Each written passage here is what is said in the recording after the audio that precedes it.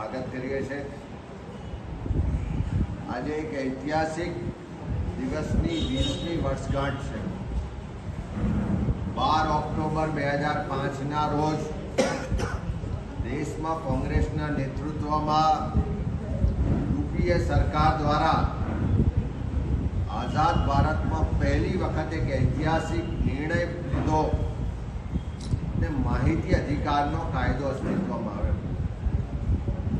આ દેશમાં કોઈ સામાન્ય માણસને માહિતી મેળવવી એ તો એક મોટું સ્વપ્ન હતું, પણ કોઈ પદાધિકારી હોય, કોઈ મોટો માણસ હોય, એને પણ સરકારી વિભાગોમાંથી બજેટના પૈસા ક્યાં ખર્ચ થાય છે, કઈ યોજનાનો કોણે લાભ લીધો છે, કેટલી અરજીઓ પેન્ડિંગ છે, એ સહિતની તમામ વહીવટી બાબતો, ખર્ચની બાબતોની માહિતી જોઈતી હોય તો આ દેશમાં ચૂંટાયેલા પ્રતિનિધિઓને પણ ખૂબ મુશ્કેલી પડતી હતી ને ઘણીવાર કોઈ માહિતીઓ મેળવવા માટે સક્ષમ નહોતા બનતા।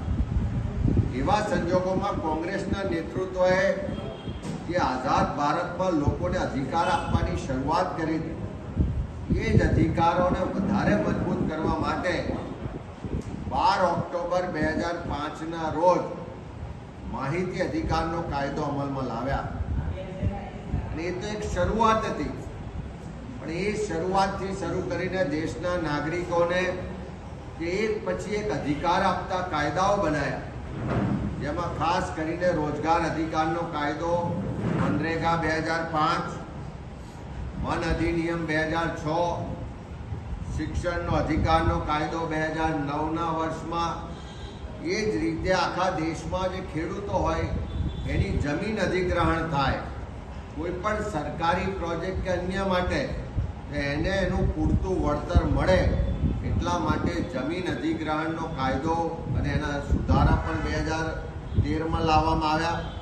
આખા દેશમાં કોઈ પણ પરિવારનો કોઈ પણ વ્યક્તિ ભૂખ્યો ના સૂવે એની ચિંતા કરીને ખાદ્ય સુરક્ષા અધિકારનો કાયદો પણ કોંગ્રેસના નેતૃત્વવાળી યુપીએ સરકાર 2013માં લાવ્યા।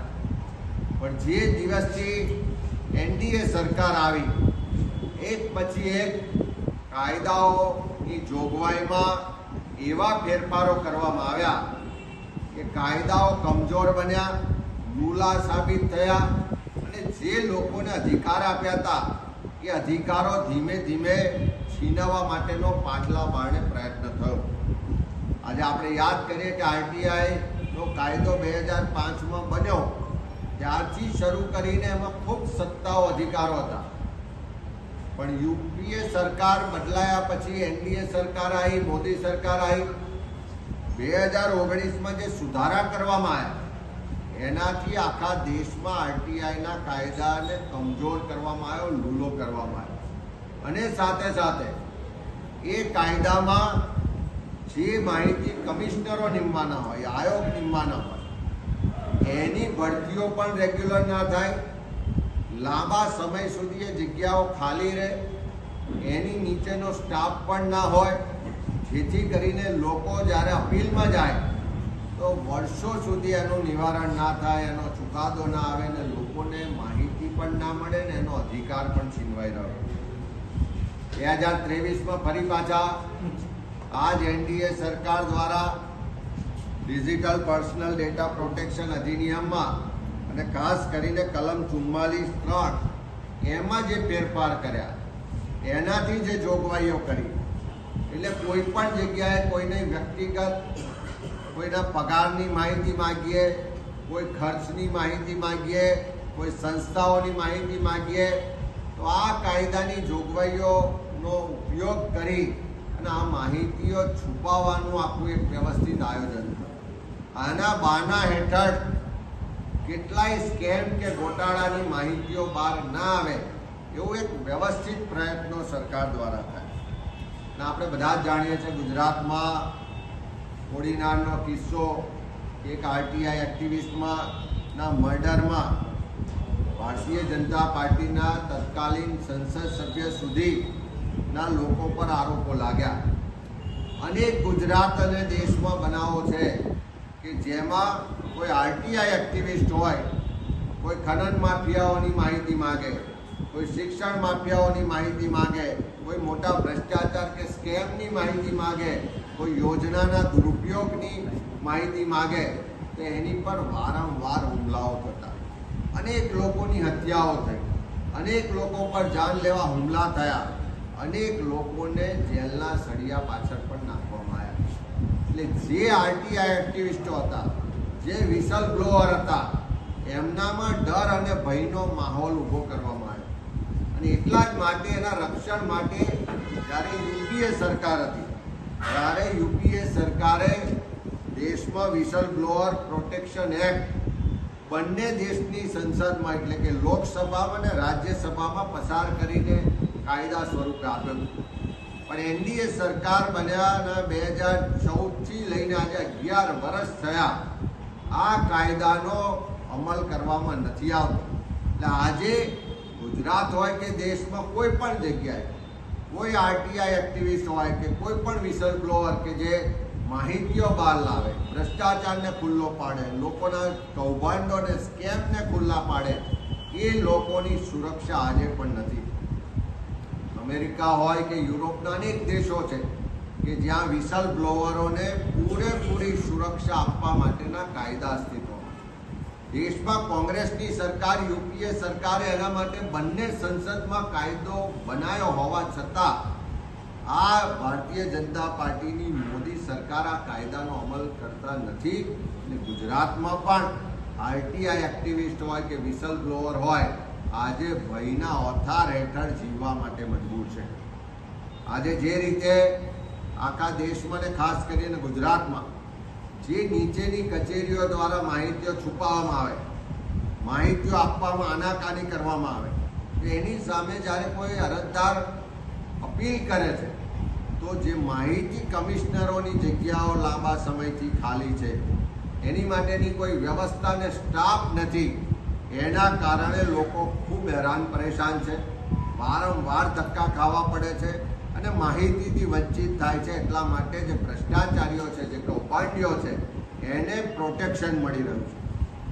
અને ખાસ કરીને આખા દેશની વાત કરીએ તો જૂન 2024માં આખા દેશમાં 29 જેટલા માહિતી કમિશનરો એટલે કે આયોગ છે અને એમાં 4,05,000 જેટલી અરજીઓ એટલે કે અપીલો અને ફરિયાદો પેન્ડિંગ છે.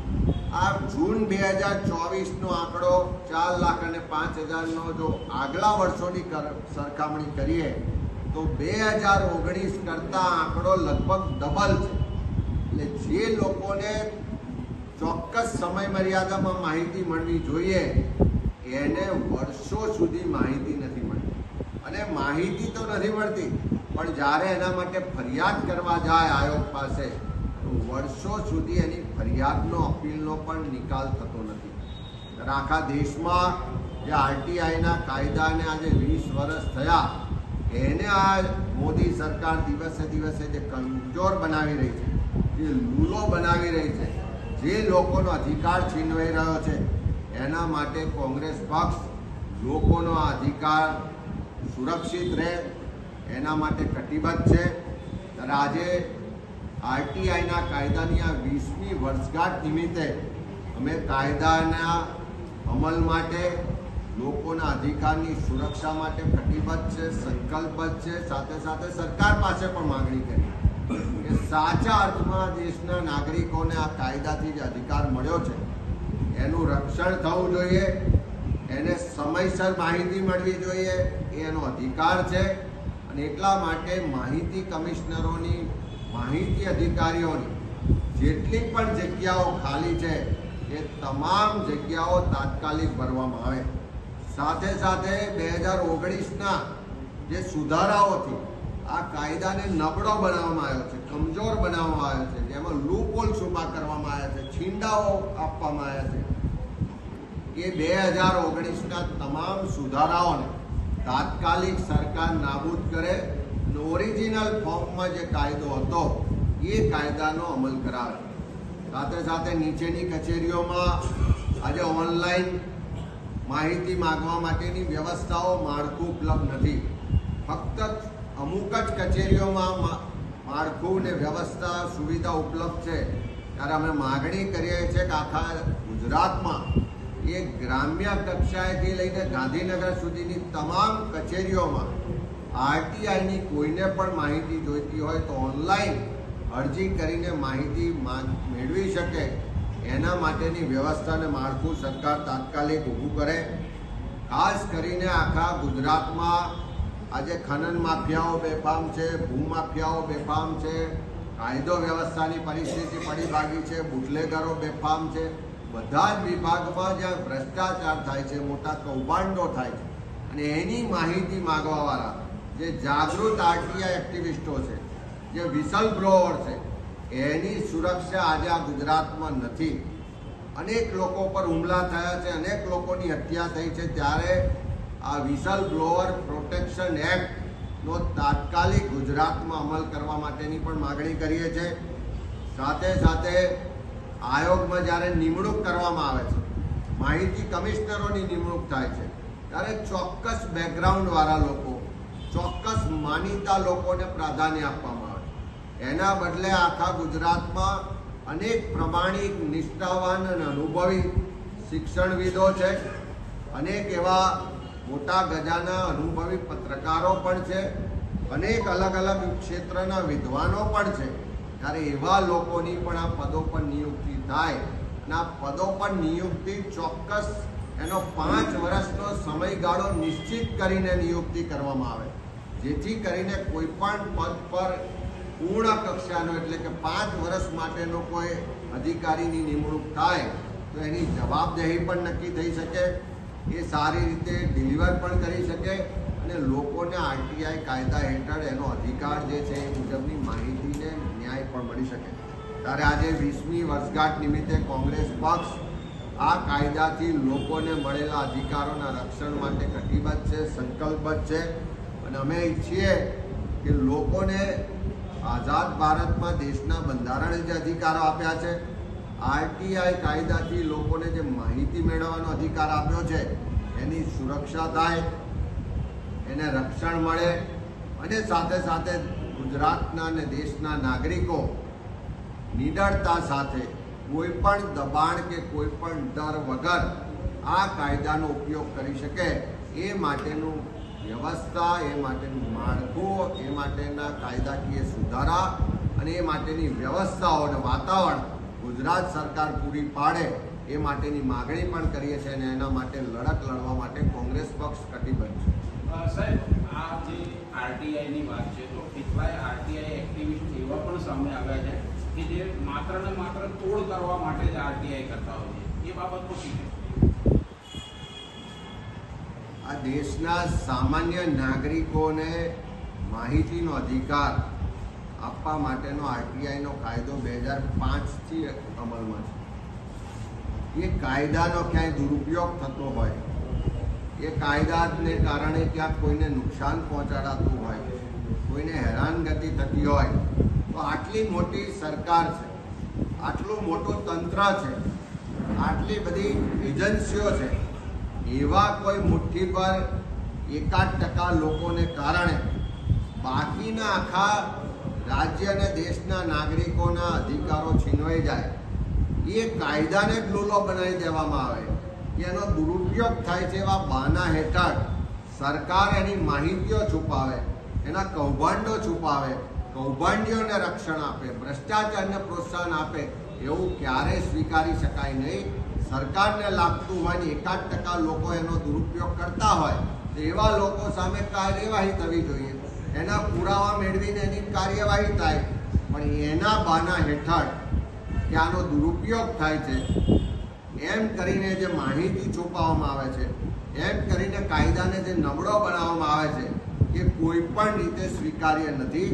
આ દેશના લોકોનો અધિકાર છે, અધિકાર છીનવવાની વાત કોઈ પણ સરકાર કરતી હોય તો ક્યારેય સ્વીકાર્ય હોય નહીં, એનો વિરોધ છે. ત્યારે દેશમાં કોંગ્રેસના નેતૃત્વવાળી યુપીએ સરકાર હતી, ત્યારે એને પણ ખબર હતી કે આ કાયદો લાવવાથી અમારા દરેક વિભાગની, અમારા બધા જ વહીવટની, અમારા બધા જ બજેટની માહિતી લોકો સમક્ષ જશે, પણ એમણે કોઈ એવી ચિંતા નથી કરી.